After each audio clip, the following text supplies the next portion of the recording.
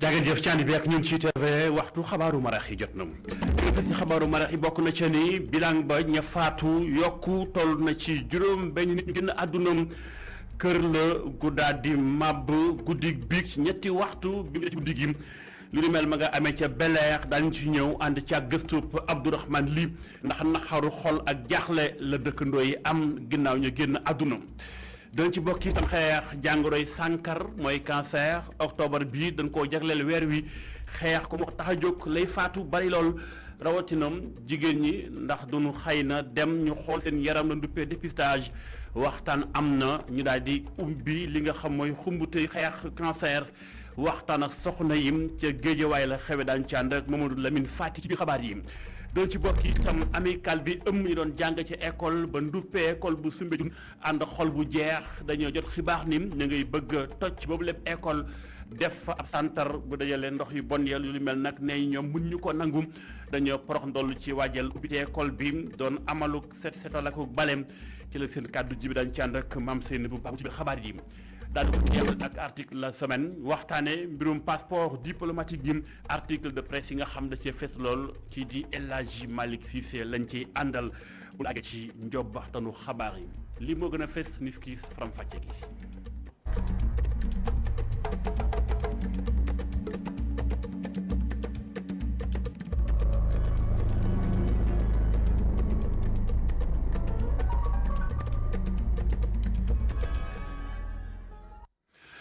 gërëm leen ci ànd bi ak ñu ci tafee tàmbali faram fàcce xabaaru maraxim actualité oblige dañ koy tàmbale ci mbirum tàggat yaram jamono ji tamit ngeen di teewlu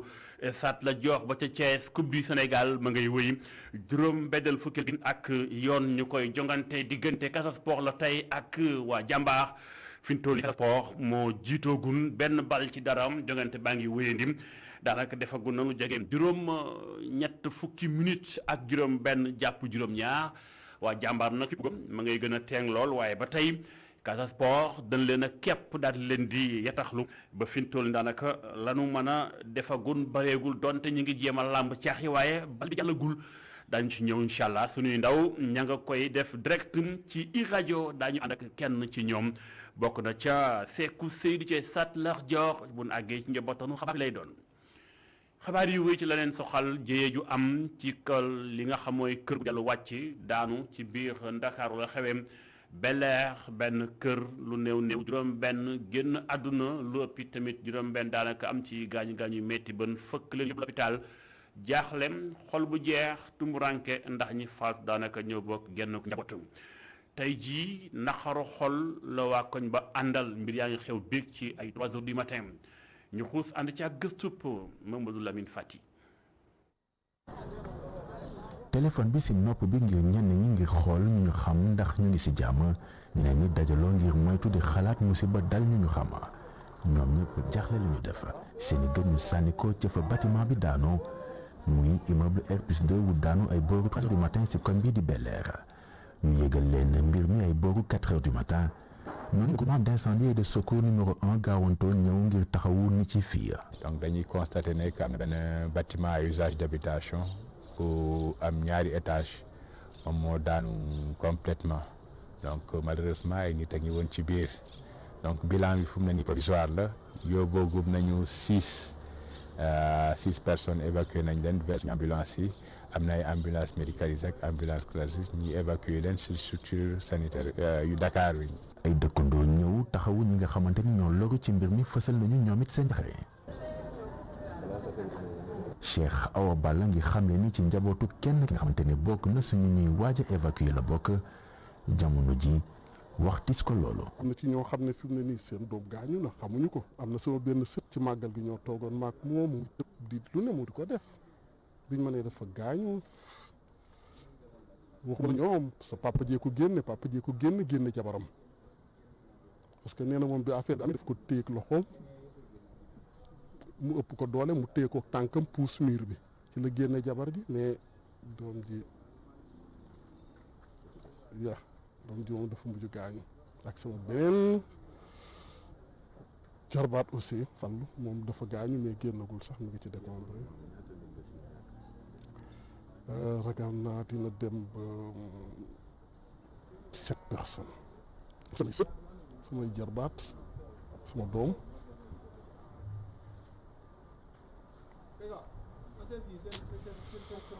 ki nga xamante ne moo jiite yile opération moom bëggul jël benn risque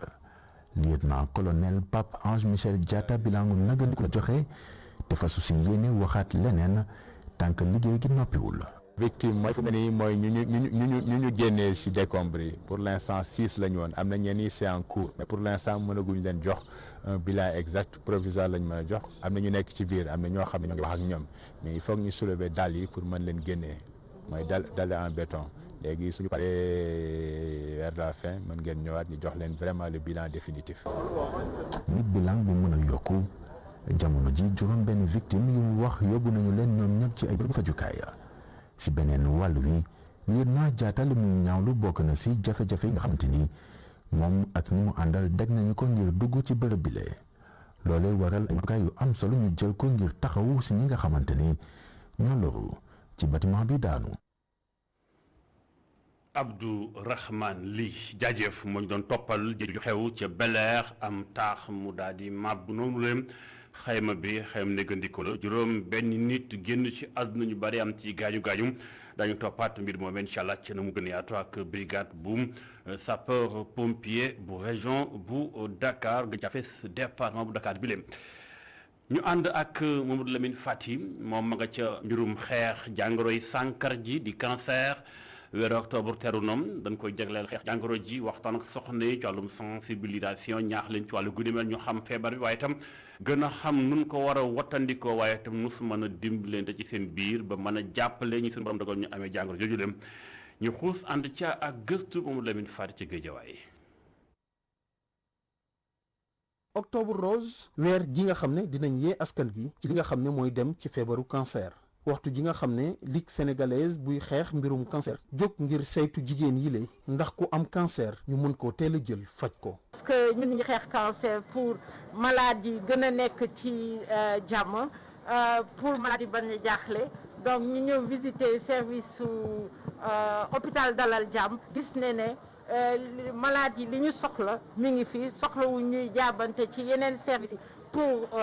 faju donc fii suñ fi nekkee dinañ def seen chimiothérapie dinañ def seen radiothérapie dinañ leen opérer te dinañu def seen diagnostic avant même commencer traitement bi. jëwriñ bi yore mbirum wérgu yaram di wax ne nguur gi teg na ay matuwaay yi nga xam ne dina tax ñu mën a gën a saytu mbirum cancer ak faj bi rawatina ñu mën koo teel a moytu lu nu mel nguur gi jël na ci ay matuwaay ngir ñu mën a gën a taxawu nit ñi nga xam ne ñoo am cancer. président Macky Sall taxawaayam ak pas-pasam si wàllu cancer nekk na loo xamante ne jarul jeex parce que ñaax nañu ba ñu introduire vaccin bi xamante ne mooy aar xale yi ci canceru col de l'utérus mooy vaccin contre HPV taxaw na pour indi gratuité chimiothérapie yoo xamante ne jigéen moo ko soxla yëpp loolu tam mu ngi marché mais ci at du néew taxawal na fii si réew mi ñeenti accélérateur de particules pour def donc radiothérapie loolu tam lu am solo la mu nar a poser première pierre pour donc ñu tabax fii Sénégal hôpital boo xamante ne spécialisé mooy spécialité am yëpp mooy cancer centre national d'oncologie si Diamniadio mais tey région boo dem si Sénégal danañ fa def mammographie lu nekk avancé bu am solo sans compter 30 centres yoo xamante ne équipé nañ leen pour ñu def traitement lésion précancéreuse. hôpital Dalal Jàmm bu Géejawaay dalal na bés bi nga xam ne tàmbali nañu octobre rose ci weer dinañ wéyal ay mbir yi nga xam ne dinañ yee askan wi ci li nga xam moo dem ci wàllum cancer ci Sénégal bi yëpp li nu mel dina tax ñu gën a yee askan wi te askan googu dugal loxoom ci li nga xam ne mooy xeex mbirum cancer. Mouhamadou Lamine Fati bu fekkente ne xeex jàngoro yi sànkar ji ña nga ca octobre gi yëpp day doon bëccëg gi waxtaan ak jàppalante waaye fekk na beneen mbas mi ngi fi di Covid 19 ñu gis ni fan yi nag am nag wàcc maanaam liñ daan gis ci ay cas wàññi ko na bu baax a baax lu ni mel nag tax na samp laaj jot noom taxawaay bi ci ban anam la xeex bi moo teeng tax mbas mi tàmbalee yoxoosu di yolomal mbir yi wala ñàkk yi la lu mu ci man di doon docteur El Hadji Mouhamadou Ndiaye on leen dénk wàllum fagagu yi di prévention bi kàddoom jot naa jip waaye itam ñaax na askan wi ñu bañ a bàyyeeku continuer wéyal xeex bi ngir man fee génne mbas mi jokkoon ak Abdourahmane Ly. am na ñi nga xam ne aussi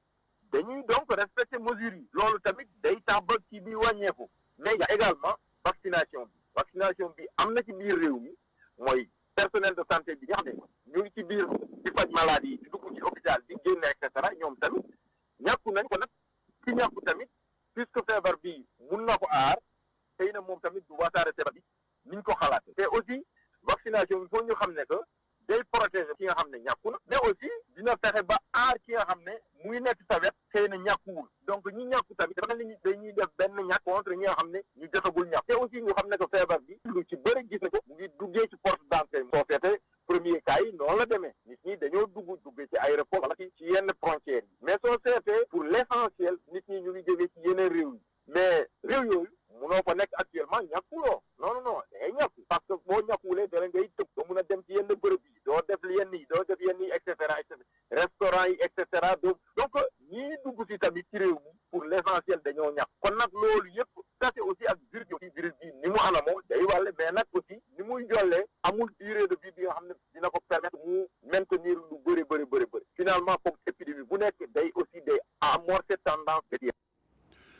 docteur El Hadji Mouhamadou Ndiaye kàddoom a ngi jib booy fekk na tey ci kaay Sénégal am fukki nit ak benn la ñu gis ñu amee jàngoro ji am na kenn ku génn àdduna ñaar fukk ak ñett wér nañu ba dellu seen ay mbokk am na juróom ñett ñu nekk ci Sowétas xabaar yu wëy ñi moom mooy waa amical bi ëmb ñu doon jàng ci école bi nduppee école bu Soumbédioune ñoom dañoo gis ni boobu lépp école dañ ko bëgg a toj def fa leneen état moo soxla la ñuy wax lu ñu mel nag seen xol dafa jeex ci wàllu googu ndax nañu boobu lépp école dafa nekk këggu maanaam dafa bokk ca gox ba la fa jaar ci ay ndaw ba tey jiim ak it na ko gox ba soxlaa muy Soumbédioune kon toj ko xel mënu koy nangum ñoom dañoo profité ci ab bale bu ñu doon amal waajal ubbite école bi moo ko waral ci teewaayu Mame Sène bu baabu reportage. booy dugg ci ab camion mbalit ci biir école ab équipe bu UCG di setal ñu nekk di defar ak di dind lii di ñax yi rato ak pelle ci loxo yi bés bi nga xamante ne ñoo ngi defaraat école bi di ko setal nekk na bés boo xamante ne ñoom ñii ne ñoo ngi ciy wax li leen nakari. waaw juste pour dire que école bi dafa nekk menace de démolition parce que comme ni ko sama camarade de classe bi il y avait des gens yoo xam ne ñëwoon nañ fii dans les années 2016 pour dire des mesures de topographie et ainsi de suite. Après gars yi ils sont revenus en force d'ailleurs ñëpp suñu wax mooy bëgguñu si école bi jóge fi les a interpellés ñu ne ñu bon dafa benn centre d'épuration il faut def projet quoi au départ maintenant c'est plus un projet c'est devenu vraiment une réalité d'après ce qu'ils disent. bi nga xamante ne def na lu ëpp 60 ans fas yéene nañ ko fi jëlee ngir def fi benn centre d'épuration bu eaux usées mu nekk ab ndogal boo xamante ne ñoom ñi fi doon jàngee fas yéene wuñ ko nangu benn yoon. donc après ñoom si lañ leen convoqué nag ñu ñëw waxtaan ak ñun bu ñu waxtaanee ak ñun tamit on a été vraiment constant si li ñu waxoon au départ mooy école bi kat suñu école la école bi c'est pour vraiment les populations de la Médina donc jëlee ko fi naan nañ fi centre d'épuration des eaux usées loolu xel nangu ko xale ñu yor futur dëkk donc duñu nangu ñu ne leen kat dañu fi jëlee école bi ñu fi def centre d'épuration eaux usées loolu xel nangu d'ailleurs en centre d'épuration des eaux usées la ñuy wax anti-jéné mais il y a d'autres projets hôteliers yoo xam te ñu ngi koy wax si suuf. anciens yi nag ñoo ngi xam ne ni fas yéene wuñ dellu benn yoon ginnaaw ngir bañ a ñàkk seen école bii lee. dañ ciy dem xeex bi dañ ciy dem ba fi ñu yoon may actuellement nii ñii si bataille communication mais ci lañ nekk nii mooy temps bu ñu ñëw nekk mu la njëkk mais am na d'autres yoo xamante ni combat yoo xam ne ñu ngi koy nekk di parce que nag lu ñu am mooy fi lañ jàngee delloo suñu la ñu joxoon dans les années 82 lañ fi jógee donc dañuy wax di law école bi lu ñu joxoon. kuréel bi ëmb ñi nga xamante ne ñoo doon jàng ci école bii di Soumbédioune ndaxu ñu wéet ci xeex bi ñi fi yeewoo ak artisan yi tamit ñoom duñu ko nangu benn yoon. Mame Seynabou Babou ba tey ci mbirum njàng kenn ñu ko duppee Abou Bakri Mané Abou Bakri Amadou Niane moom ci boppam dafa doon kàngam koo xamante ni bi dafa yàgg jàngale waaye itam tey ma nga ca ministère bi dénk éducation nationale kooke mooy kan nu mu doon liggéeyee ba tey fa mu nekk liggéeyal ngir Sénégal ka ñuy xamleek moom moo di Abdourahmane li ñu teewlu ko. warul nekk ku jóg rek ñu jox la tiitaru jàngalekat di xalaatuk Abou Bakri Mamadou Niane te ji mu à la traité ñu ngi taseeg moom si buntu këram muy waajal dem si ab mariage mu nekkoon ab jàngalekat moo ngi fàttaliku ab stress bu mu xam li ni daana ko dund saa yu nekk ci xasam nga xamante ni daanaka lu mu néew juróom benn fukki ndongo nañ ci nekk. boo toogee di xalaat ndax li la war yépp def nga ko si juróom-ñaar fukki gone yoo nga xamante ni moom ngay jàngal dalay stressé man saa yu ma daan jàngale sama biir dana metti docteur bi daf ma daan laaj souvent ndax dama am ay problème ndax damay stressé ma ni ko déedéet wante bi ma xoolee ba xool gisoon naa ni que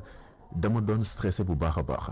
ndax dama doon toog di xalaat ndax man wàccoon naa ak gone yi. ce qu'il fallait. li wax tey ci xalaatam mooy fexe ba jàngalekat gune nangu ñu ñambaas la lu ñuy wax sens de la responsabilité muy loo nga xamante ni seetlootuñu ko si jàngalekat yu bëri si xalaatam muy mbir wu muy naxarlu. parce que bon la formation. ndaxte tàggat gi des na ay jàngalekat yu bëri yu nekkee ci classe yi tàggat gi bokkul ni ñu doon tàggatee ñeneen ñi. tellement ce qu'elle était comme avant quoi. juróom-ñaari at la def ci classe yi balaa moo nekk secrétaire particulier wu jëwriñ yi ca màkkaanu jëwriñ wu ñu dénk wàllum njàng ak njàngale mi Aboubacry ngi xamle ni daana liggéey bés lëmb si jamonoy grève bi nga xamante ni amoon na ci atum 1988. au du cabinet c'est un peu difficile. cabinet bi liggéey bi yombutoon na liggéey nañu ci ay jamono daanaka bésum lëmb couvre-feu bi muy am nag dañu daan toog foofu ba ay 6 heures du matin gannaaw gi ñu déposé ndongo yi ndaxte couvre-feu la woon ay temps dañu doon wax ak ñoom foofu ba ay 1 heure du matin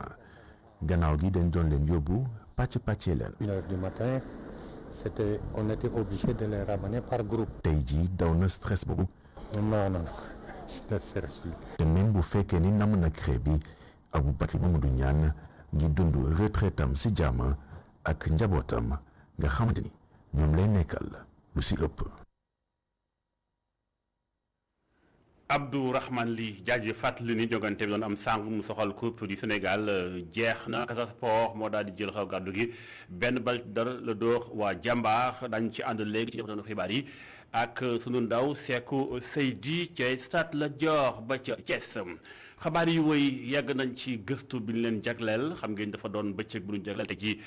démb la woon bëccëg bu ñu jagleel mbirum café nag bu ñu waxee Sénégal xel dem ci café Touba ñu ko naan fii macha allah bari na lool moo tax boo demee ca Colobane ñu ngi ko fay saaf di ko fa wol ñu ci def jarak xorom polle ngir mu tegu ci yoon loolu lépp moo tax suñu reporter Cheikh Al Islam dafee defub doxantu dugg ci biir machine yaak ña koy liggéey reportage. laata ñu koy naan lii di café Touba daañu koy saaf ba pare saaf gi lee am na yoon. man li ci ëpp sama saafu café guddi lay nekk bi saaf naa 280 kilos tey aussi xam naa dinaa saaf 280 kilos mais nekkul ne toujours ma saaf ko nag parce que léegi ak nu affaire bi bëree ni mu gën a bare loolu moo tax liggéey bi bareetul noonu mais dans les temps daanañ saaf 400 kilos par jour. ñaari façon café Touba moo am te sax yi bokkul. mais boo jëlee café yi da nga koy dugal ci machine bi xam nga après nga jël sa ñaari gaz teg commencé taal gaz yi après nga kon taal machine bi mooy daw mais dafa am limite nag am na fu muy toll nga xam ne café gi ñor na. ñenn ñi dina saaf ñaari téeméer ak juróom-ñett fukki kilos ci café Touba guddi gu nekk. ñaari façon nag bu fekkee da nga bëgg marron am na fu muy yem nga yow da nga xam ne café gi baax na fii daal pour mu marron bu fekkee da nga bëgg bu ñuul itam en même temps mooy loolu. bi mooy am ñoo xam ne dañuy soxla poids xam nga mooy tax day marron après day amaale kii boo ko saafee ndox mi day leer quoi day leer bu dee dafa ñuul nag maanaam café gu ñor la soxla moom soxlawul poids café gu ñor la soxla après boobu itam ndoxam day xaw a day kii day ñuul daal maanaam ndox yi dañuy wute quoi. saafkatu café Touba yi café la ñuy xëyee bis bu nekk client yi nag dafay yokk wala di wàññi ci ay période. Cheikh Al Islam dafay jaajëf bu ginnaaw café Touba gi ñu wax ci mbirum koom ba tey fenn yoo xam mooy daanu Mbuur ña fa yeewoo di yëngu ci mbirum tourisme ni ñoom waaw fi ñu toll nii dañoo bëgg leen gën a boole ci doxalinu dëkk bi bëgg na nekk ay député wala ay conseillers municipaux ngir gën a mën a défendre maanaam sàmm seen àq ba kenn du ca fel lenn dañ caa woote ndajëm ëngamloo ginnaaw ba nu gërëmee nguur gi fa nekk nii tey ci doxinam ndax jamonoy crise la ñu nekk waaye ndimbal am na baax ci ñoom kenn ci ñoom kàddoom jip ñu ngi ko duppee bu liggéey la mu dénk sunu correspondant ba ci Mbuur Muntaga Kane. ñu ngi félicité di remercier le ministre du tourisme di remercier le président de la République kooku moom amuñu fayam kooku li ñu ko war a fayee ñu ngi ko denc incha allah dañ ko fay ba mat sëkk ndax acteurs yi kat bu njëkk daaw ñu yëngu sax ci politique mais nee naa leen ren il faut que acteurs yëpp jóg yëngatu nekk ay conseils municipaux nekk ay députés nekk ay conseils économiques et social parce que nag monde la boo xamante ne kenn mosu leen woon a xalaat ci dara mais bi yoon ñoom ci seen bopp bi ñu gisee ne état bi taxawaay bii am nañ léegi beneen gis-gis ci àdduna am nañ beneen gis-gis ci développement ci terroir te fii lañ koy commencé ci Saly incha allah bëgg nañu lépp lu nga xamante ne commune boo xamante ne tey 3 milliards et quelque la fa ëpp ci budget boobu secteur tourisme moo ko fay dugal te boobu amul ay conseil acteurs touristiques c'est pas normal c'est la raison pour laquelle mu woo naa acteurs yëpp pour ñu fédérer autour de l'essentiel parce que war nañ am ay postes de député war nañ am ay postes de sénateur war nañ am lépp conseil municipal yi la ñuy tàmbalee te commencé nañ ko.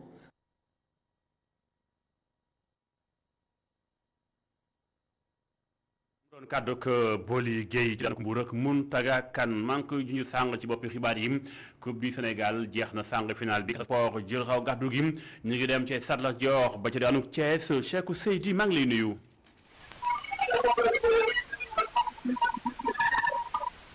Cheikhou Seydi maa ngi lay nuyu jongante bi jeex na noo ñu mën defal. waaw maa ngi lay fay sëñ bi waaw maa ngi lay fay bu baax a baax.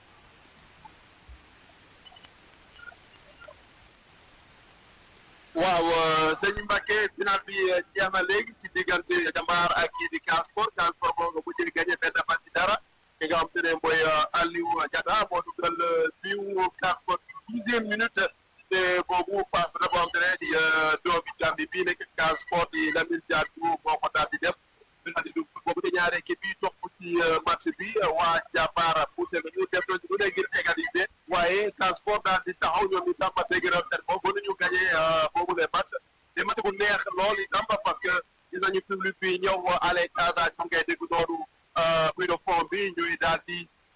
wéy ñuy continuer wéy ndax ñëpp am nañu comité de supporter la boo xam te ne avant pendant le match après le match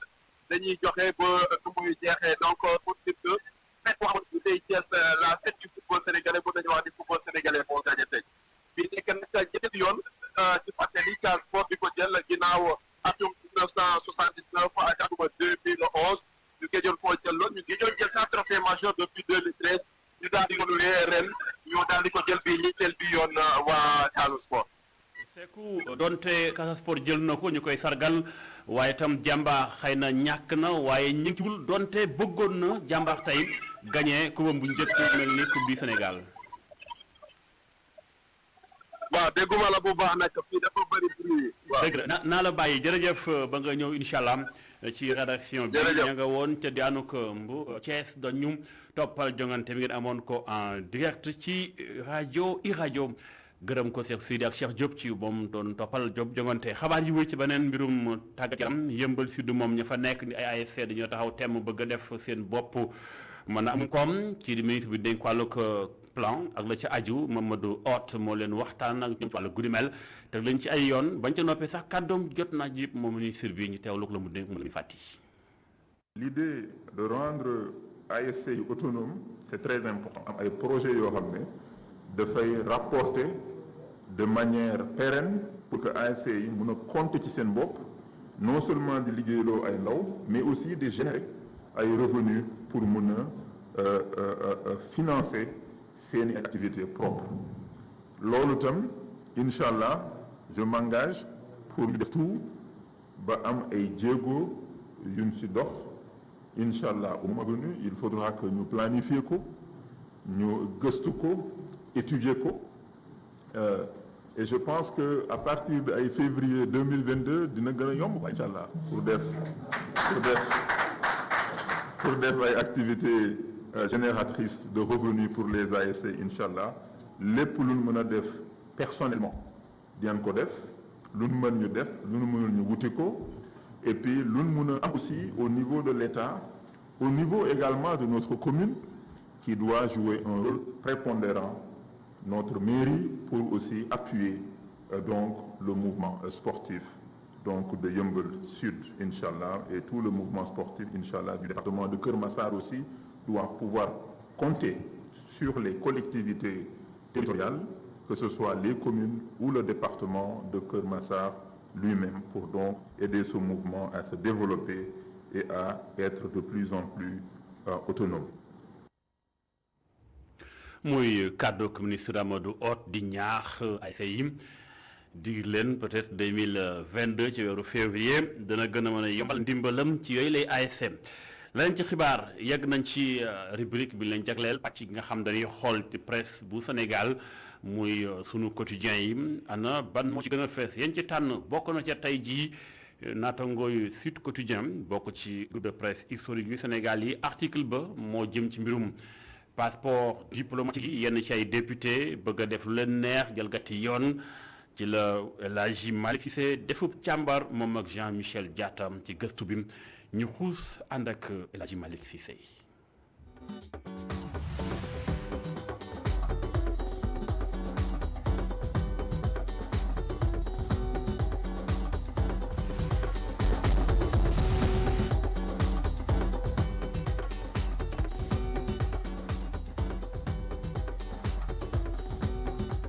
pencum ndaw réew mi fës si ëttu taskatu xibaar yi ay at a ngi nii ay député di jalgati yoon bu si mujj nekk mbirum passeport diplomatique yi. boo déggee ñu ne député hors la loi parce que dañoo jàpp ni ñooñu noonu ñooy voté loi yi ci assemblée boo demee député yi ñoo war a voté loi yi ñoom ñoo war a contrôler action gouvernement ñoo war a représenter population bi ci parlement boobu noonu boo leen déggee ci affaire de faux billets ci affaire de faux passeport diplomatique ci affaire de impôt impayé boobu tamit benn affaire la yow mii sa di nga ne daa mel ni ñi war a voté loi ñoom ñoo fi gën a mën a teggi loi moo tax ñu ne ñii ñooy les hors la loi. lu jaaxal sama naataango bi mooy député yi ay avantages yu am solo nañu am si gàttal ñàkkuñu. ku ñu fay 1,300,000 ci weer bi moom kenn du jàpp ni da nga pauvre waaw non seulement fay nañ la lool noonu jox nañ la 4x4 ba pare ñu jox la 300 litres essence pour simple député yow amoo ko benn poste ñu jox la noonu yëpp yow kenn mënul wax ni da nga ñàkk certainement nag ñi nga xamante ne ñoo ngi ci ay commission ñi nekk président yi ci commission ñooñu 2 millions la ñuy laal. non seulement les 2 millions am nañ seen 4x4 2 véhicules de fonction ñu am 1000 litres d' essence te fan yi ñu ngi waxee waxu enveloppe de 200 000 bu ñuy am pour prime de logement loolu noonu ku ko fi am ci Sénégal moom yow waruñu la ranger ci catégorie pauvre kon kooku noonu waruñu xalaat ni dafa dugg ci lii. ay scandale yu doy waar moo tax ëlëm na askanu Sénégal. moom tey bëri na ba ñun liñ ciy ragal mooy suñu image ñu yàq ko au niveau international. déjà fii nii koo wax assemblée beneen image la lay jox donc boo déggee tamit à l'international ñu dégg ni ay député ñoo dugg ci affaire passeport diplomatique lan la ñuy xalaat ci suñu image alors que benn ay amoon ay jamono Sénégal référence la partout mais lii nii dafa bokk ci li war a yàq suñu image au niveau international déjà dans la sous-région comme ni ma ko waxee woon ci français. démb rek maa ngi doon waxtaan ak benn membre société civile mu am benn rencontre bu mu bokk fee Cotonou ne ma carrément ni moromam yi loolu lañ ko doon draayee di ko reetaane Sénégal ay député ñooy def lii tu vois déjà suñu image yi yàqu na bu bari. dañu war a xoolaat bu baax anam bi nga xamante ni moom la ñuy falee suñu député yi Moussa Diaw enseignant chercheur en sciences politiques te UGB moo wax lu ni mel suñu naataangoo yu Sud Quotidien. ñuy gis ni problème yi ñu nekk di def causer léegi nii dafa commencé bëri ba tax di toogaat xalaataat est-ce que duñu xoolaat nu ñuy falee suñu député yi système bi nii nag tax na ba président mën na fal. parce que listam boo gisee majorité bi listam bi ci proportionnel foofu la ñu jëlee ñu ranger la foofu noonu parce que peut-être dañoo jàpp ni da nga am base politique te kenn xamul nan nga def ba am sa base politique en tout cas daal président mooy décider ku nekk ci liste boobu noonu bon mais tamit les autres partis aussi ñu ngi def lu mel noonu mais en tout cas présentement assemblée majorité moo fa ne te gis nañ ni am nañu fa ay députés yi nga xam ne ñooñu wax dëgg yàlla moom bu doon dañoo demoon ci représentative bi au niveau de la base bi ci boppam mu seet kan la war a jël ñu bëri duñ fa dem assemblée parce que ñoom au moins dinañ def seen enquête de moralité kii mës na laalee ci lu bon am déet kii amul benn formation politique kii yooyu noonu ñoom dinañ ko régler foofu noonu à leur niveau ba duñu am problème yooyu noonu yëpp.